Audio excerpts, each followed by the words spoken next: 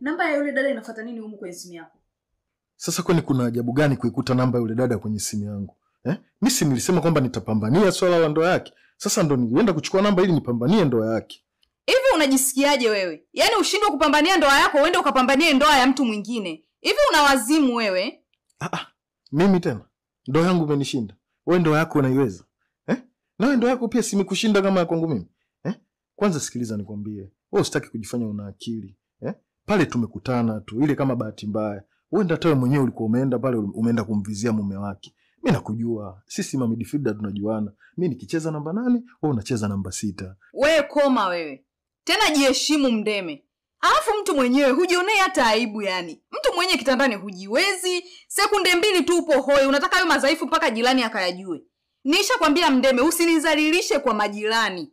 Fanya vitu vyako vyote, tembea na wasichana huko ambao hawanijui lakini sio hawa majirani hawa. Kwa hiyo unataka mpaka madhaifu yako na yeye ayajue, si ndio? Sikiza nikwambie.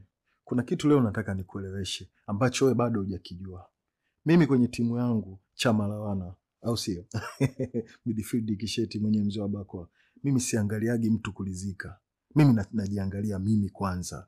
Au sio? Nikishapiga zile pasi zangu, au sio? Siangalii sana masuala ya performance. Nikishapata goli tu, mi fresh. Sasa wewe ambao unataka timu yako mpaka ile watu zipigwe huku zipigwe kule watu washangilie, hiyo wewe. Mimi habari hiyo sina. Mimi nikishalizika mimi imetosha. Nikilizika mimi imetosha. Nishakwambia sitaki nikuone na huyo dada. Yaani nitafanya kitu kibaya. Uzuri kichwa changu unanijua. Hey. Alafu kwanza masuala ya kuoneana wivu kwenye simu yameanza lini na yametokea wapi? Nachotaka kukwambia.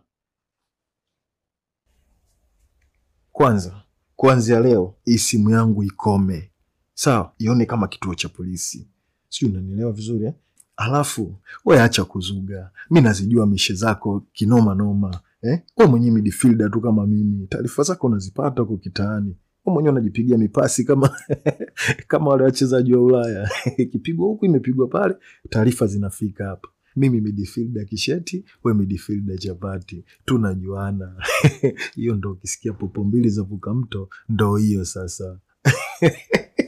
Mimi kama kisu cha bucha na kufa na makali yangu. Shule inayofunza mema na mabaya. Unaionaje? Inauma